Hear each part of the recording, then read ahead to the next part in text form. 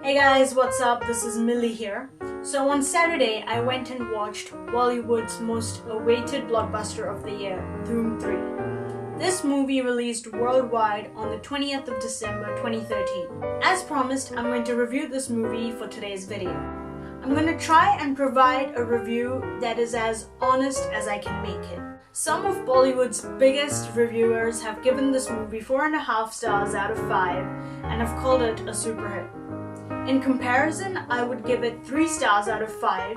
I wouldn't exactly call it a super hit, but yes, it is a nice movie. The two main cops, Jay and Ali, are portrayed by the same actors as in the previous Dhoom series, Abhishek Bachchan and Uday Chopra respectively, whilst the thief is portrayed by Aamir and Katrina Kaif plays the love interest. I personally feel that this movie doesn't really live up to the Dhoom standard, but rather if it was an independent movie, it would have been better.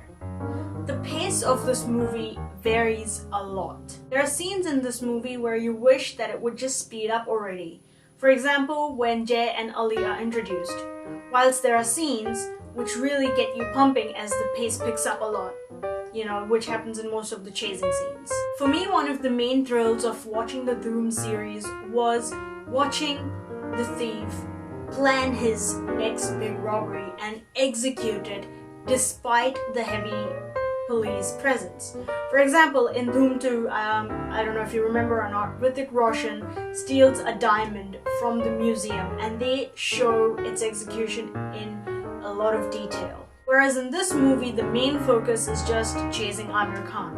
Also, I feel in the third installment, when they've kept the cops the same, they should have shown Jay Dikshit's family, which is Rimi Sen, that played his wife, and possibly their baby because she was shown as a pregnant lady in Dhoom 2. It was her interactions with Uday Chopra or Ali that added a lot of comical elements to the movie.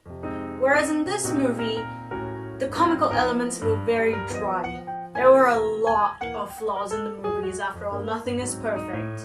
Abhishek in a scene talks about an incident that occurs 25 years ago, but when they actually show the incident, the date they mention is 1st December 1990, which is only about 23 years ago. Yes, I know it's nothing big, but it's still a flaw. Another thing is, they don't really explain why the Chicago Police Department needs 2 cops from India on this case. All of you are probably going, this is Bollywood, don't attach any logic to it. But if you remember in Dhoom 2, they followed Hrithik Roshan to Copacabana only after he's robbed in India. Whereas in this movie, Aamir Khan has always lived in Chicago. And so the only explanation the movie has for flying Jay and Ali all the way to Chicago is that they're chasing an Indian thief who leaves a message in Hindi after he's done his robbery. I'm going to try and refrain from mentioning other flaws in the movie as it may give out the entire story to you, and I don't want to do that if any of you are planning on going and watching the movie in the next couple of days. A thing that I found really odd was throughout the entire movie, I was waiting for them to play the Dhoom Machale song, as you do. But they don't actually play that song until the end of the movie when they're rolling the credits. The music in this Dhoom movie is not as great as the previous 2 movies. In fact, I only like 2 songs from the soundtrack.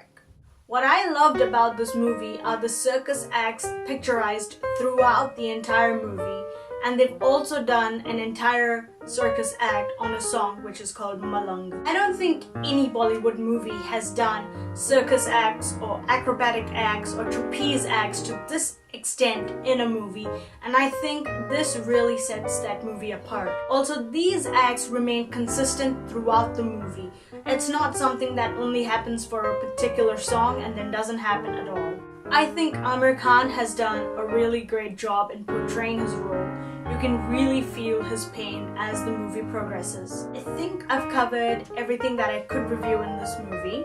If you've watched this movie, please leave your thoughts and opinions on the movie in the comments below. I'd love to read them. Thank you for watching this video. My Twitter and Facebook links are in the description below. I release videos every Monday, so please do subscribe to my channel and I'll see you soon.